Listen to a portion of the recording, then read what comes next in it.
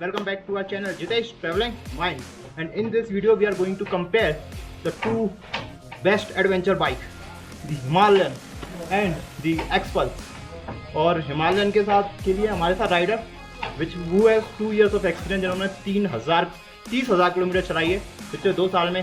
He has done the Spiti ride, Zanskar ride and so many other rides. और हमारा हो चुका है 4 महीने का एक्सपीरियंस, जिसमें हमने कर लिया ज़ांस्कार राइड और चल गए अब तक 5,000 किलोमीटर. तो आगे वाली इस वीडियो में करते हैं दोनों बाइक को कंपैरिजन, देखते हैं क्या है अच्छाई और क्या बुराई. सो आफ्टर दिस वीडियो आप बिल्कुल श्योर हो जाओगे whether which bike you have to buy, whether Himalayan और एक्सपल्स. तो चलिए करते हैं इन दोनों बाइक को कंपेयर. तो देखो भाई, सबसे पहले आता है बात पैसे की. तो ये है हिमालयन और ये एक्सपल्स. तो कॉस्ट फ्रेंडली की बात करें तो ये मेरी एक्सपल्स है, अभी लिया मैंने, विच कॉस्टेड मी अराउंड ओनली 1,50,000, मतलब करीब 1.5 लाख. और वहीं अगर आज अपन हिमालयन के प्राइस की बात करें तो वो है पूरे 2.5 लाख रुपये. तो सर ओके, तो 2.5 लाख इसका प्राइस और 1.5 लाख इसका प्राइस, और आगे चीज़ें और कंपेयर करते हैं. तो ठीक है भाई, पैसे तो लग गए, एक बार में अपन ने 2.5 लाख दे दिए या 1.5 लाख दे दिए. हिमालयन ले आया, एक्सपल्स ले आया, लेकिन उसको अपन को राइड भी तो करना है, दूर दूर ले जाना तो है. तो mileage is very important. Mileage I get close to 32 to 34 in highways. In city it is close to 30. It again it depends upon how well you handle the bike and kind of braking you do. So basically, if you are a good rider and you do an very efficient braking, then you might get a mileage close to 33-34. Okay, 30 to 30 pro. अगर अपन बात करें अपनी XPulse की, तो आप इसको city में चला लो या चाहे हाईवे पे चला लो, तो mileage around 7 to 38 kilometre. City में भी एक्चुअली माइलेज का गुड रहता है, अच्छा रहता है, तो प्रॉब्लम नहीं आती है. लेकिन एक और इसका इशू है कि अगर इसको हाई स्पीड पे चलाते अपन अराउंड 100 किलोमीटर पर आवर, तो थोड़ा माइलेज ड्रॉप होता है अराउंड 30 kmph. तो देखो, सेकंड बात करते हैं इसके कंफर्ट की. अगर अपन बात करें अपनी एक्सपल्स के कंफर्ट की, फर्स्ट एक्सपल्स को लेते हैं. तो जो उसका सीट है ये थोड़ा मॉडिफाइड है एक्चुअली. इसका बहुत ही कॉम्पैक्ट सीट रहता है, थिन, बहुत पतला रहता है, तो थोड़ा क्या लॉन्ग राइड्स में इशू आ सकता है. लेकिन अगर अपन हिमालयन की बात करें, लेकिन इट इज़ मॉडिफाइड, ये भी मॉडिफाइड है, लेकिन फिर भी जो इसका सीट आता है दैट इज़ वेरी सॉफ्ट और अच्छा है. But the main important thing is that the seat height is much lower. For a guy who's 6 feet or 5'6", he can easily keep his legs over the ground. In case of X-Pulse, I was riding X-Pulse, I could not even place my legs. So that way the seat with the Himalayan is good. Basically, I have changed it for better comfort, like I have done it with some backrest, so that's a different story. But otherwise the seat which comes is good and it's good for even long rides. हाँ देखो, ये तो issue है अपने XPulse के साथ. इसका जो सीट हाइट है वो डेफिनेटली ज़्यादा है एज़ कम्पेयर टू अपना हिमालयन. तो अगर आपका हाइट थोड़ा कम है, अराउंड 5'6", तो I would not suggest you to buy Xpulse, क्योंकि ये ज़्यादा मैनेजेबल नहीं होगी आपके लिए, है ना. देखो, सेकंड बात करें अपन इसका वेट, तो अगर बात करें एक्सपल्स का वेट, तो बहुत ही लाइट वेट बाइक है. It's just 158 kg. वहीं इसकी बात करें अपन, क्लोज टू 200 kg. तो डेफिनेटली ऑफ रोड में ये ज़्यादा मैनेजेबल लगती है. ऑफ रोड में ज़्यादा मैनेजेबल है, but thing is that according to the weight, the again weight to power ratio भी कम हो जाता है. So though it is 200 and it is 411 cc, the comparatively the power to weight ratio थोड़ा it just outperforms only little. So weight is an one disadvantage. I'm a guy with 65 kgs of weight. I am able to hold and I can lift the bike in case of any off roads. Again, off road में you should have a good control over the bike. Otherwise you might find it difficult. But in case of X-Pulse, it is lightweight, so that you can easily maneuver it, easily you can take it out in case you get stuck in some mud. So that way I would say X-Pulse is better. But again, Himalayan with cost comes a weight, so yes, I would prefer X-Pulse in case of weight. और अगर मैं भी बात करूँ wait का, एक और actually इसका वेट, अगर if we are riding on highways, तो हाईवेज पे क्या होता है, बहुत ज़्यादा हवा चलती है, तो ये एक्सपल्स का जो वेट है वो थोड़ा शेक करता है. But if we talk about Himalayan, so it keeps you stable on highway. Exactly. Guys, so now the next point is the touring capability. अगर आपको भाई लंबा जाना है, करनी अच्छी लंबी राइड, तो करते अपन कंपेयर कि कौन सी बाइक है आपके लिए बेटर. है ना।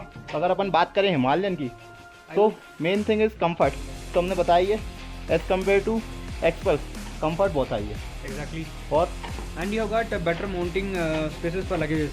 So we have frames. We have got a frame bags we can mount over here, and again as usual we have got a bigger space in the rear. So you get a better space for mounting, and you can mount the panniers, which I don't think in case of Expels you can't mount panniers, but in Himalayan you can mount panniers. And again the visor, which I have changed. Otherwise the visor is good enough. It prevents the wind blast while touring. Again the comfort is very good, and if you have an better posture, so you might enjoy riding over long hours. और अब वहीं अगर अपन XPulse की बात करें तो इसका touring capability ठीक ठाक है, लेकिन अगर आप इसको मॉडिफाई नहीं कराते हो तो बहुत प्रॉब्लम आती है, क्योंकि मेन थिंग इज जो इसका एग्जॉस्ट है ना साइलेंसर वो ऊपर है, तो आप इसको सैडल बैग लगाते हो तो बहुत प्रॉब्लम देता है। और बात करें जैसा कंफर्ट तो है इशू, और इसका जो विंडशील्ड है ये भी बहुत छोटा है, तो इसका कुछ ज़्यादा यूज़ आता नहीं है हाईवेज पे। So it's good for touring, not ज़्यादा। अगर आपको बहुत लंबा टूरिंग करना है तो I would not suggest you for Xpulse over Himalaya. Main चीज़ आती है बाइक पावर से कंपेयर होती है, क्या बोलते हैं लोग 400 सीसी 200 सीसी 250 सीसी इसलिए करते हैं कंपेयर। तो अगर अपन बात करें हिमालयन की, इट इज़ 11 सीसी सॉरी, और वहीं बात करें अपन एक्सपल्स की जस्ट 200 सीसी। तो अगर मैं अपना एक्सपीरियंस दूँ, I am riding solo, I did so many rides, अच्छा खासा एल्टीट्यूड भी गेन किया है, बट सोलो में कोई प्रॉब्लम नहीं आई। तो सोलो में इज बेस्ट बाइक। अगर आप चाहते हो आप पिलियन के साथ भी राइड करना चाहते हो तो ये आपको हिला देगी, क्योंकि ये बीच में रुक सकती है, कुछ भी हो सकता है, मतलब प्रॉब्लम आएगी आपको if you are riding with a pillion on Xpulse. अगर अपन हिमालयन की बात करें, Himalaya is too good. Again, 411 cc. Comparatively, it has got a 200 kgs of weight. So that way, you might not go more than 135 km per hour. But otherwise, the in lower speed, the torque is too good. Like in case of any off-road, the kind of torque it gives, it's too good. Even if you have a pinion or you have got huge luggage. I have done trips in Spiti where I got stuck in a slug. So I just came out with ease. So that way the power is too good. Okay, और अगली बात करते हैं दोनों bike की top speed की। तो बात करें अगर अपन एक्सपल्स की, अगर आप चाहते हो भाई अच्छे से भगाना हाईवेज पे, तो XPulse is not for you, because XPulse की स्पीड आप अच्छे से भी भगाओगे ना तो it will not cross around just 115 और 120।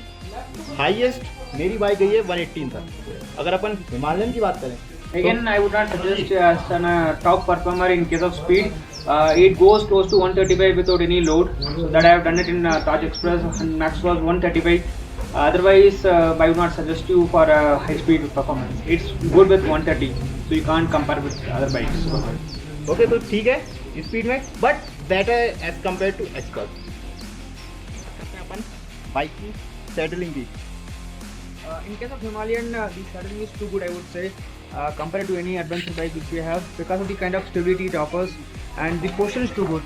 So you get in a vertical posture, and with your arms always relaxed. And in case of Expels, what I have done was that I was slouching bit, but in case of Himalayan, I could feel that I am upright and my arms are like free, so that which enables me to concentrate on the road, and I am able to take the shocks, which is easier in terms of Himalayan.